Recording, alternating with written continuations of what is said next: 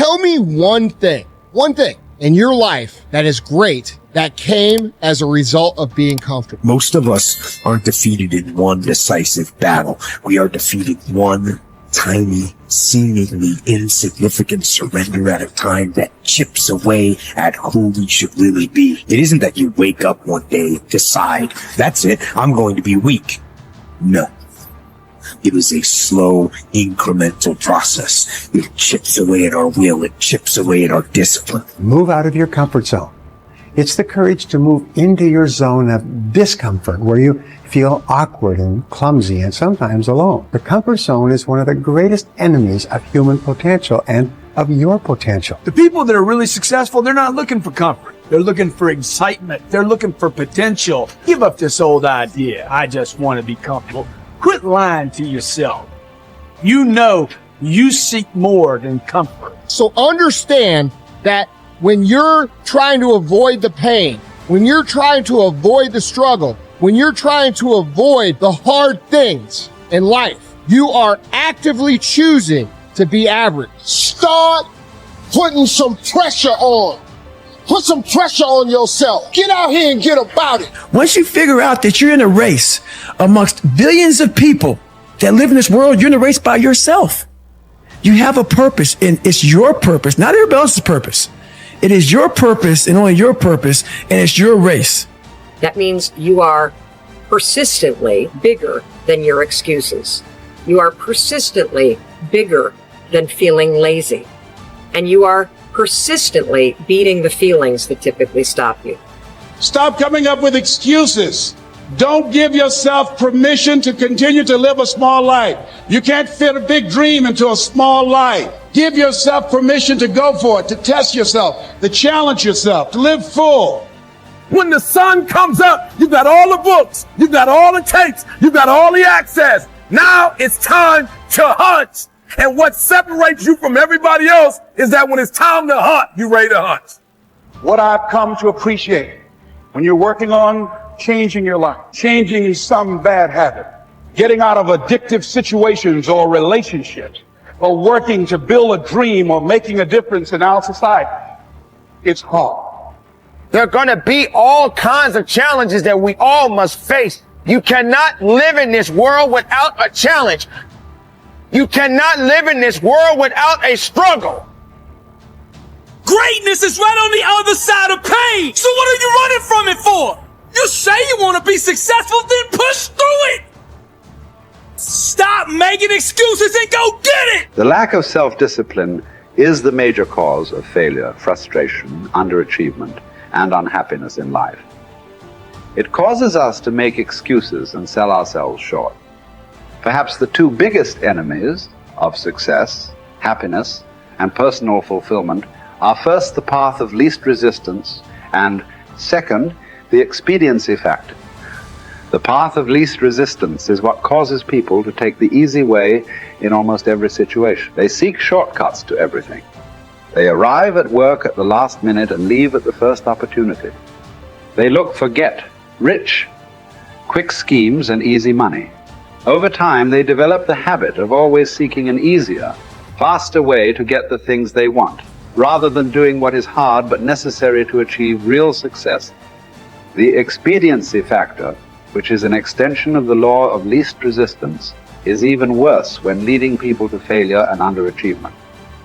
This principle says people invariably seek the fastest and easiest way to get the things they want, right now, with little or no concern for the long-term consequences of their behavior.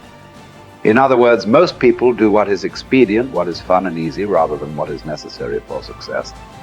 Every day, and every minute of every day, there is a battle going on inside of you between doing what is right, hard, and necessary, like the angel on one shoulder, or doing what is fun, easy, and of little or no value, like the devil on your other shoulder.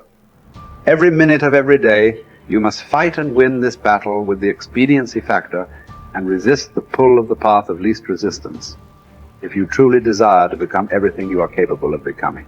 And then when you see people take on more responsibility and decide that they're going to aim up and confront their suffering honestly and forthrightly, that their lives get better and the lives of people around them get better too. And so that's very strange as well, because it also means that the pathway to less suffering is through suffering, right? And that would be hopeful if the world was constituted that way. It's like, well, there's suffering. How do you make it worse? Run away. How do you make it better? Confront it. Yeah, but it's suffering. It's like, yeah, but it's there. There it is. It's right there. It's a precondition for existence or something like that. And it's like you have something important to do as well. And you confront it, and that's the pathway to transcending it. We need to figure out, like, now, today, what is, the best way to live your life? What is the, there's got to be ways where you can be putting forth the most positive energy. I mean, we know objectively what's causing pollution. We know objectively what's causing birth defects, and we're taking in too much chemicals and not enough vitamins. We know objectively all this stuff. We know how to organize our world, and yet we don't do it. We know how to organize our health, and yet very few people do it. We know all these things. The right path to, like, being like a happy, healthy person is to do all the shit that we already know you're supposed to do. Take care of your body, take care of your health, take care of your mind, your stress, meditate, be kind to people. We all know that. I mean, you ask anybody, they know how to get by and to be the most evolved version of you that you can be. I mean, it's not like a magical checklist. If you talk to people about it, you said, okay, here you got a person, you want to improve them. What are the things you're going to do to them? Okay, well, if I was a life coach, the first thing I would say is this guy's got to get on a diet that makes him healthy. I don't mean a diet just to lose weight. I mean just healthy foods in your body. Many, many vegetables. Start working out your body and get a better sense of, like, how this machine feels when it's moving, it's flowing better, there's less tension in it, your mind feels like relaxed, and you enjoy every single moment of the day better. Step 1, everybody knows that step, right? What's step 2? Be cool to people. Be nice to as many people as you can. Smile at as many people as you can. Have them smile back at you. Tip well when you go to restaurants. Just do the most you can. Be as nice as you can, and just still manage to not have people walk all over you. Just get through this life as nice as you can. The average human is capable of unbelievable improvement. That's the thing that's my superpower. I don't think I'm special. I just realized in looking at the science that humans actually are capable of this incredible amount of change. It is the strategy that our species took to be able to pass knowledge on through culture rather than having to have everything be instincts. And in having that layer where we can drink in the culture and read books and learn from other people. And, even now we're all learning from things that people thought thousands of years ago and wrote down. Like, it's insane. It travels through to you, and all of that wisdom stored in culture, so that as your parents are teaching you things, they're actually encapsulating a ton of the wisdom that is endured, whether it's endured from religion or books or whatever.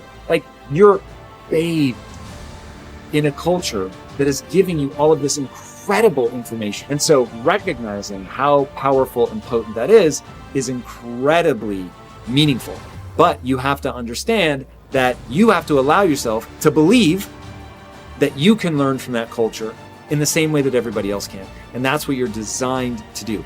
Now, for me, that completely gave me the confidence, and I put confidence in air quotes because it's not like I believe something specific about myself. I just believed that the human animal is capable of this extraordinary change. And so now I just needed to point myself in that direction. Now, this is the key. Once I realized that I could get better at anything, it dawned on me that how I spend my time is a spiritual consideration. And I didn't want to die with potential that I failed to turn into skill set. That, to me, that speaks to me. How much of my potential can I actually turn into skill set and get good at this stuff and push and grow and improve? Like, that to me is just this incredibly intoxicating loop. So, for me, the discipline, the confidence, all of that comes from recognizing the human animal. Nothing special about me. The human animal is capable of extraordinary change. I'm going to have to put time and energy doing it, but I'm capable of getting this change.